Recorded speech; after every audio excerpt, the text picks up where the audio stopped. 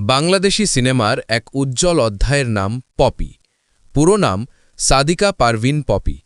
৯০-এর দশকের শেষ দিকে যখন ঢালিউড নতুন নায়িকার খোঁজে, ঠিক তখনই দৃঢ় উপস্থিতি আর শক্তিশালী অভিনয় নিয়ে পর্দায় আসেন তিনি।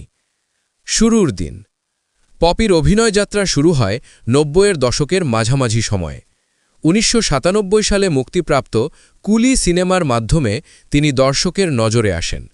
প্রথম ছবিতেই বোঝা গিয়েছিল তিনি শুধু গ্ল্যামারের জন্য নন, অভিনয়ের জন্য এসেছেন। উত্থান ও প্রতিষ্ঠা। এরপর একের পর এক সিনেমায় পপি নিজেকে প্রমাণ করতে থাকেন। বিশেষ করে মেঘলা আকাশ ছবিতে তার অভিনয় ঢালিউডে নতুন মানদণ্ড তৈরি করে। তিনি কেবল প্রেমিকা বা নায়কের ছায়া হয়ে থাকেননি, বরং গল্পের কেন্দ্রে থাকা শক্ত নারী চরিত্রগুলোতেই বেশি উজ্জ্বল ছিলেন। এই শক্তিশালী অভিনয়ের স্বীকৃতি হিসেবে তিনি একাধিকবার জাতীয় চলচ্চিত্র পুরস্কার লাভ করেন, ৩ বার, যা তাকে বাংলাদেশের অন্যতম সফল অভিনেত্রীর কাতারে নিয়ে যায়।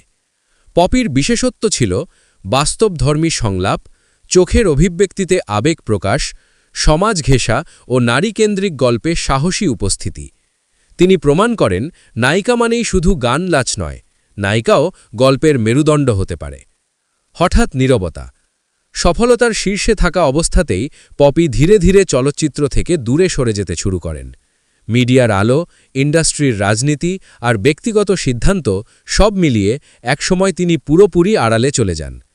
এই নীরব প্রস্থান তাকে আরও রহস্যময় করে তোলে দর্শকের কাছে। উত্তরাধিকার। আজ হয়তো তিনি পর্দায় নেই, কিন্তু পপির অভিনীত সিনেমা আর চরিত্রগুলো এখনও বাংলাদেশি চলচ্চিত্র ইতিহাসে শক্ত জায়গা করে আছে। তিনি প্রমাণ করে গেছেন, ভালো অভিনয় কখনো হারায় না, শুধু সময়কে অতিক্রম করে।